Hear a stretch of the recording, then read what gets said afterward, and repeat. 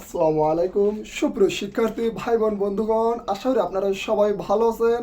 বাংলাদেশের বর্তমান নতুন শিক্ষা কারিকুলামের পক্ষ থেকে আপনাদের সবাইকে স্বাগতম জানিয়ে আমরা আজকে অষ্টম শ্রেণীর গণিত বইয়ের 90 পৃষ্ঠার ধারাবাহিক অঙ্কগুলির মধ্য থেকে 1 নম্বর অঙ্কটি করার চেষ্টা করব। কথা না বাড়িয়ে অঙ্কে চলে যাই, লেটস গো।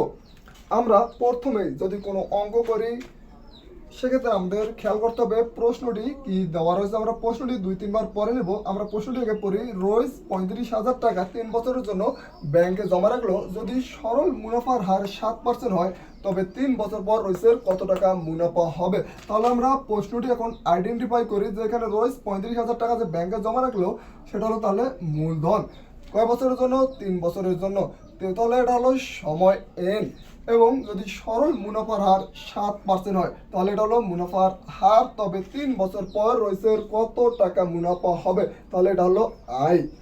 আমরা প্রশ্নটি পড়ার পর বুঝতে পারলাম যে এখানে 35,000 টাকা হলো আসল, এটা হলো সময়, এটা হলো মুনাফার হার, এটা হলো মুনাফা আয়। তাহলে আমরা কি করব, এখন ডান সাইডে লিখে দেব যে দেওয়া আছে আসল P ইকুয়াল টু 35,000 টাকা, সময়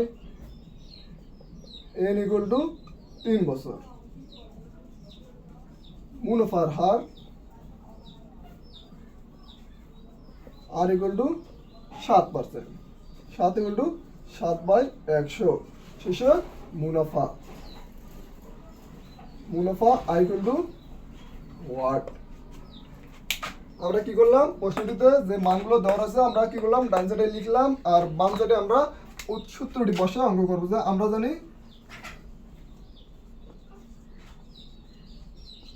I ইকুয়াল টু PRM। আমরা খেয়াল করব আসলে এই সূত্রটি থেকে কোনটির মান বাইর করতে বলা হয়েছে।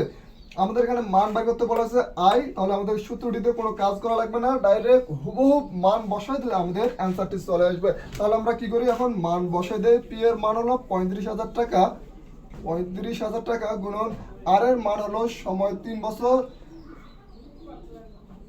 আর এর মান হলো 7%, 7/100, এন এর মান হলো 3 বছর। তাহলে এখন কি হবে, আমাদের এই যে মানগুলো বসাইলাম আমরা মানগুলো এখন ক্যালকুলেশন করব। ক্যালকুলেশন করলে আমাদের অ্যান্সার বাইর হয়ে যাবে। আমরা এটিকে একবারেই ক্যালকুলেটর করেও করতে পারি অথবা কাটাকাটি করেও করতে পারি। আমরা খেয়াল করবো যে শূন্য আছে কিনা। আমাদের এই ভগ্নাংশটিতে শূন্য রয়েছে 2টি, উপরে শূন্য রয়েছে 3টি থেকে আমরা 2টি কেটে দেবো, সমান সমান। তার মানে 100 দ্বারা 35,000কে ভাগ করলে 350 বাকি থাকে। তাহলে আমরা 350 এখানে লিখে দেবো। 350 আমরা এই ক্যালকুলেটর ব্যবহার করি। 350 গুণন 7 আর 3 আমরা গুণ করে দেবো 21। তাহলে আমাদের 350কে 21 দ্বারা গুণ করলে উত্তর বের আসবে 350 গুণন 21। তাহলে কত আসে? 0, 5 অক্ষে 5, 3 অক্ষে 3, 11 ক্যান্সেল, 2 দিয়ে 0কে গুণ করলে 0, 5কে গুণ করলে 10, 7 1, 3কে গুণ করলে 6 আর 1 7, 0, 5, 3, 7, 7,350। আমাদের অ্যান্সার হলো 7,350 টাকা। এটা কি? মুনাফা আয়। মুনাফা আয় ইকুয়াল টু 7,350 টাকা।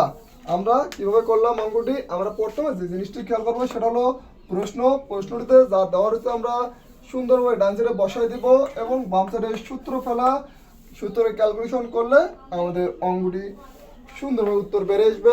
আশা করি আজকের এই অঙ্কটি সবাই বুঝতে পেরেছো। ধৈর্য সহকারে এতক্ষণ ভিডিওটি দেখার জন্য সবাইকে ধন্যবাদ জানিয়ে পরবর্তীতে এই ধরনের যে আমরা ভিডিও নিয়ে আসবো সেই ভিডিও দেখার আমন্ত্রণ জানিয়ে এখানে বিদায় নিচ্ছি। আসসালামু আলাইকুম রহমতুল্লাহ।